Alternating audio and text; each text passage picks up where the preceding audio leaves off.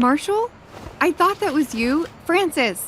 It's Francis from high school. We are here to talk about common side effects at Comic-Con 2024. Thank you guys so much for joining us.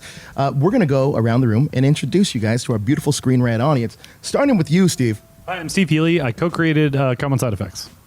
I'm Sean Buckelew. I'm one of the directors on Common Side Effects. I'm Emily Pendergast, and I play Francis. I'm Martha Kelly, and I play Harrington. I'm Joseph Lee Anderson, and I play Capano.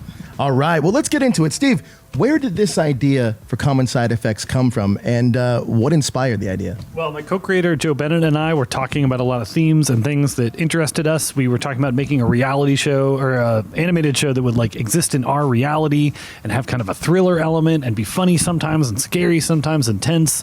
We had some ideas about drugs and conspiracies, and we put them all together with basically this thought experiment of what if there were a medicine that was the best medicine in the world, and who would be after it, and what if some people had it and they were in over their heads and there was a lot of trouble coming for them?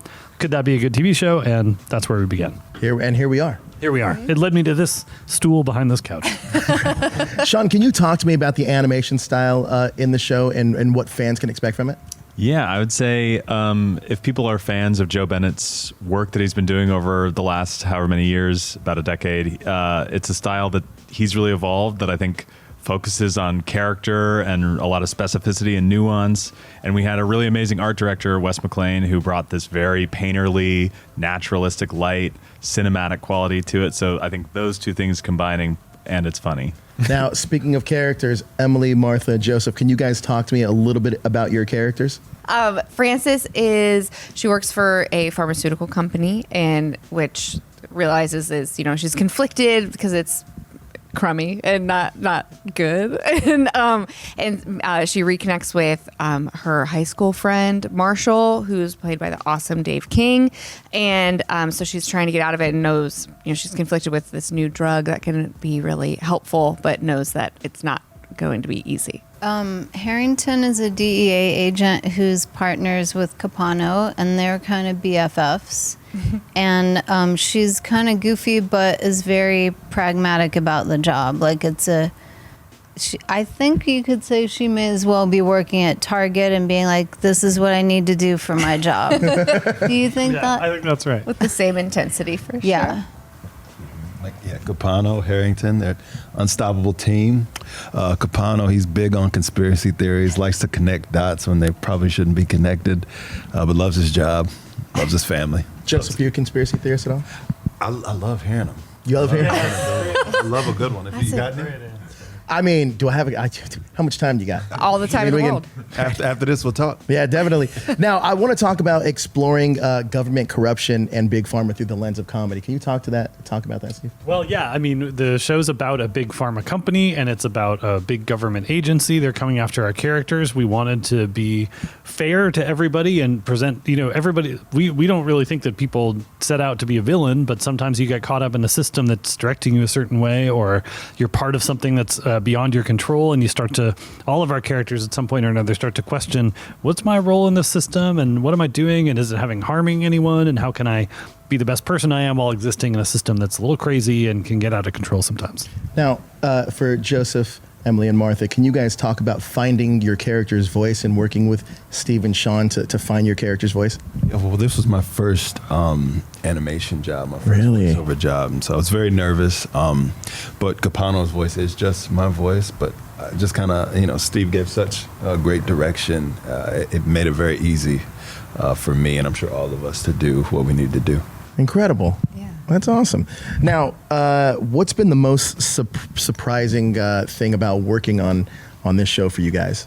I was surprised, I hope it's not presumptuous, but at how quickly and easily Joseph and I hit it off, because we auditioned together, and it was really fun.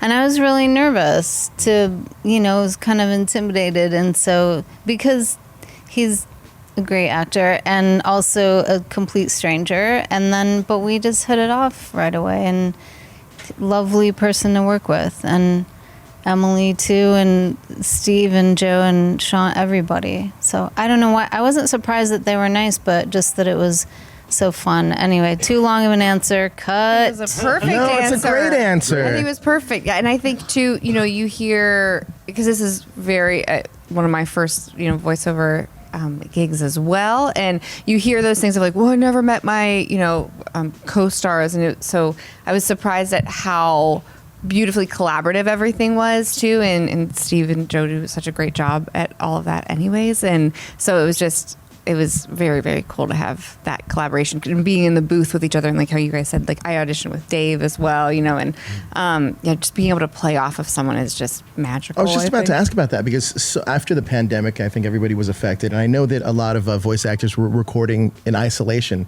Can you talk about recording together and how that brings the best out in your performance? It was just cool to not record things in my closet. Sure. So, I mean, that's always a plus. yeah. Yeah, I think, and Steve's talked about this too, of it just feeling really conversational and just how it happens in real life. And so when we would record, we would, do a pass separately and then together, and just listening to one another, you get a different response in those lines. And yeah, it just made it feel really fun. Like you can find things that aren't on the page Yeah. when you're in the booth with someone, and you know what I mean? Has working on this show kind of impacted your thoughts on big pharma and government at all? Any of you? All of you? Pulls the curtain back a little bit, right? Who's up first?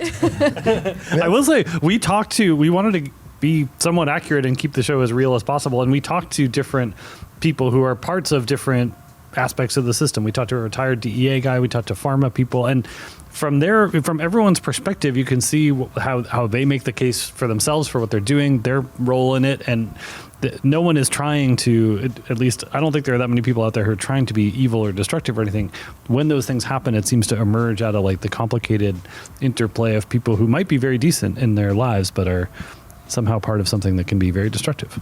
And I would say when I first read the scripts, I really felt like it was a sophisticated take. I mean, ironically, for a cartoon, it was the most kind of, sophisticated take I'd ever seen just in writing on pharma, the DEA, and, there's a sort of fantastical element at the center of it. But I was really impressed just at how even-handed it was and how it made a great case for all these different kind of morally gray zones around these kinds of big institutions. Interesting. Now, since we are at Comic-Con 2024, I got to ask you guys, what are you most excited about for Comic-Con?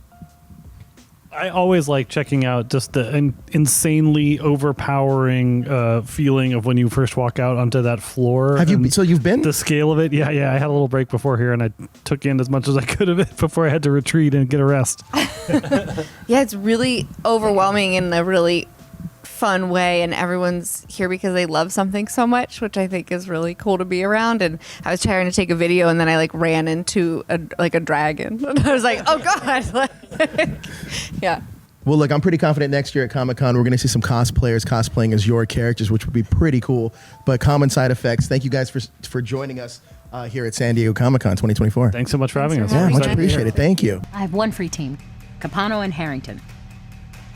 Great. Are they any good?